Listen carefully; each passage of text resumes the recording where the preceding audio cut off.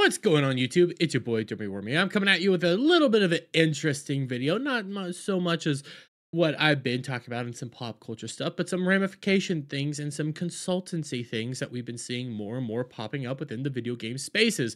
Now, we saw this, it's been sparking a lot recently, and here's just one of the examples. Microsoft cautions developers to avoid curvy female characters.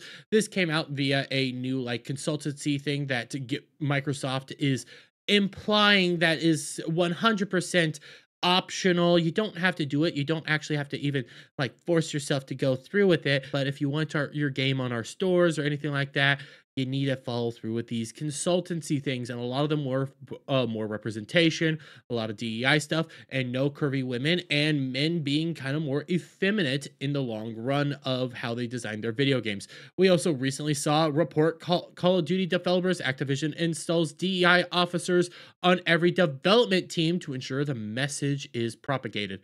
This came out just a few weeks ago, where we saw that Activision is forcing DEI developers on every level of their game to make sure they have all of it everywhere. They want it all over the place. They want the message in every ounce of their video games, including games like Call of Duty.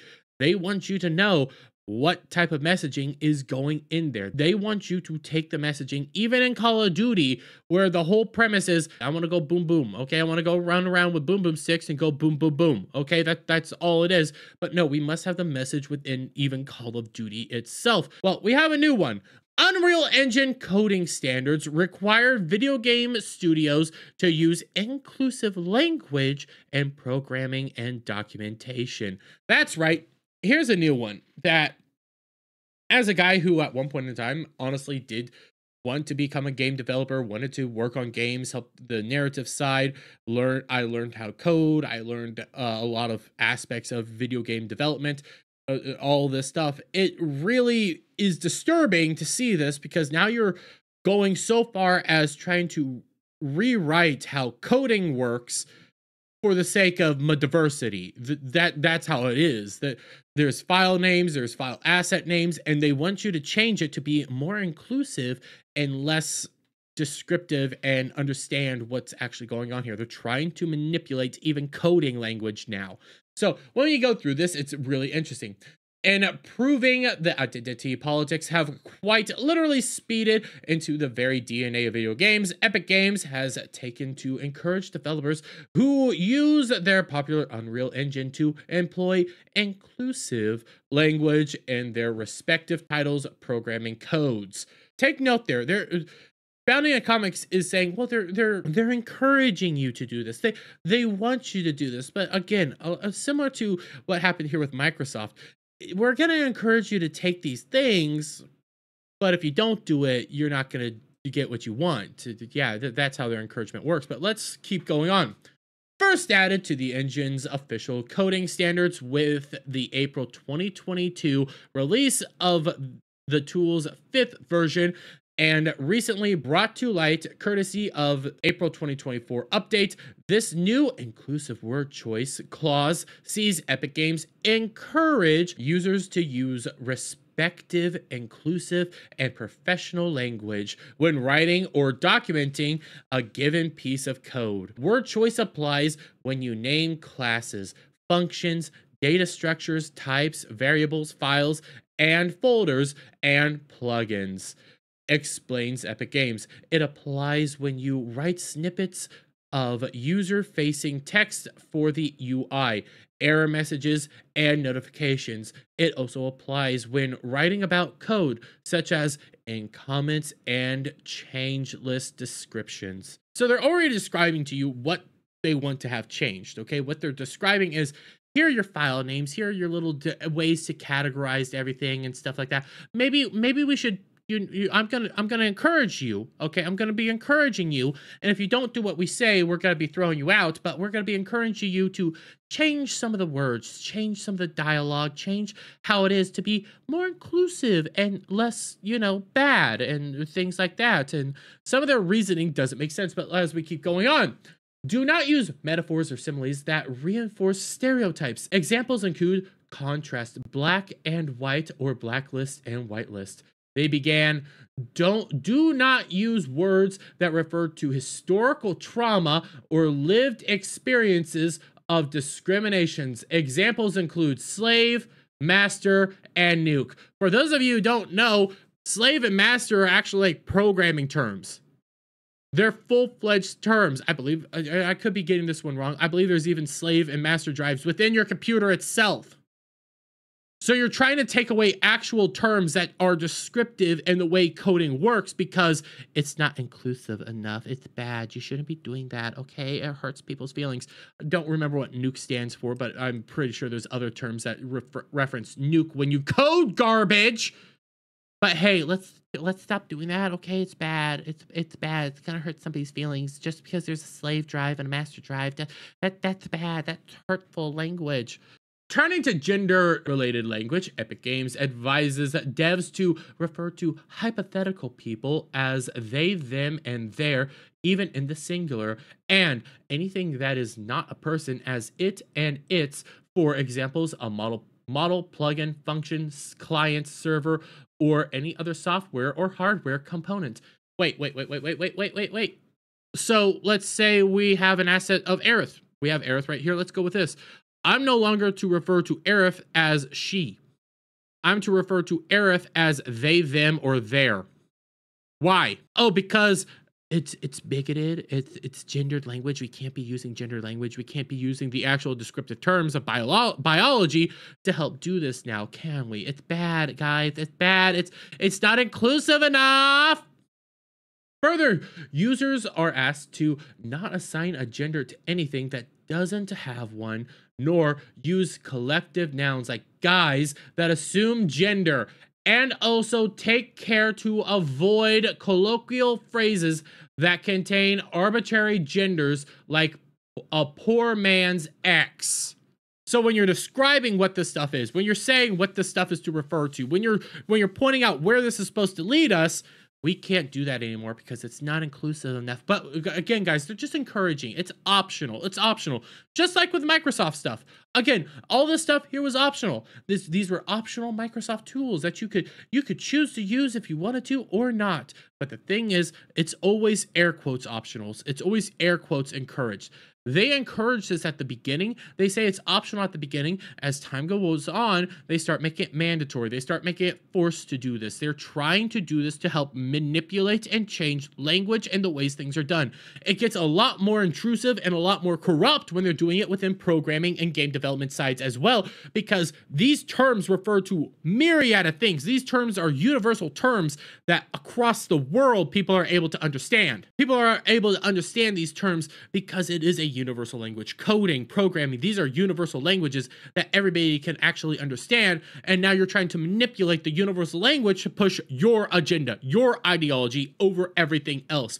As we continue on, regarding slang, the standards call on devs to remember that your words are being read by a global audience that may not share the same idioms and attitudes, and who might not understand the same cultural reference. Okay, why? Oh, when you're putting slang into a game, you want to know, you want to know, yeah, that's important. Yeah, that's important, okay? That's important when you're putting slang into a game. Just like with localization. This is why you have localizers that are not activists to actually do the job correctly.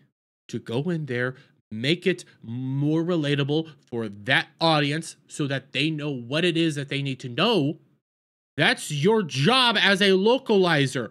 That's why localizers shouldn't be activists. This is not the developer's job anymore when it comes to that. Oh, but we need activism across the board. We need activism at every level of this, including development, including programming. Programming! Are you kidding me? Oh, okay. Programming. 100110011001111. Oh no, that's too. That's not inclusive enough. We need to have it at 1, 2, 3, 4, 5, 6. No, that doesn't work that way. That doesn't work. You're breaking the code. Oh, but who cares? Ideology is all that matters. Activism is all that matters. Things like that is all that matters. Avoids slang. Avoid slang and colloquialisms, even if you think they are funny or harmless, particularly as these may be hard to understand for people whose first language is not English and might not translate well. That's what a localizer is for. God, these people. And of course, devs are also warned to not use profanity. Aww. Continue the standards, Unreal Engine asks users to be conscious of their use of overloaded words, as many terms that we use for their technical meaning also have other meanings outside of technology, like slave and master. But okay, let's get rid of that. Examples include abort, execute, or native. Just like with slave and master. These are technical terms. These are terms that are used in the way of programming. But no, we can't use it because it's not inclusive and it could hurt people's feelings. Even though this is programming terminology. Slave, abort, execute, all this stuff is programming terminology. But no, we can't do that because they have other meanings as well outside of this particular context. And that's bad. No, screw off. They detail, when you use words like these, always be precise and examine the context in which they appear. They're technical terms. They have meanings within the industry itself, you dum-dums. Oh, but no, inclusivity. Inclusivity, guys. Inclusivity. Finally, the inclusive word choice clause closes out with a list of some technology that Epic Games believes should be replaced with better alternatives. Said terms include the terms blacklist. Alternatives listed include deny list, block list, exclude list, avoid list, unapproved list, forbidden list, and permission list. Blacklist, which is a universal term that means basically you're not on the list and don't put it in there. That's bad because it has the word black in it, guys. That's the bad one. We can't be doing that. That's racist. What else do we have? Whitelist, allow list, include list, trust list, safe list, prefer list, approval list, permission list. More permission lists. So you have permission lists on both ones. So then which list do we need? Okay, this thing, I need to put it in the bad list. Where do I put it? The permission list, but there's 2 permission lists. Put in the permission list. You see the problem here? You're trying to manipulate language. You're trying to manipulate how people have actually done this and a different field that is a universal language. Who knows what's going to happen when you have a game from Japan that has this inclusive language, then it comes over here, actually a game from America that has this inclusive language, goes over to Japan for a Japanese developer to actually take a look at, to help make it for a Japanese audience, or localize it for a Japanese audience, and what do they see?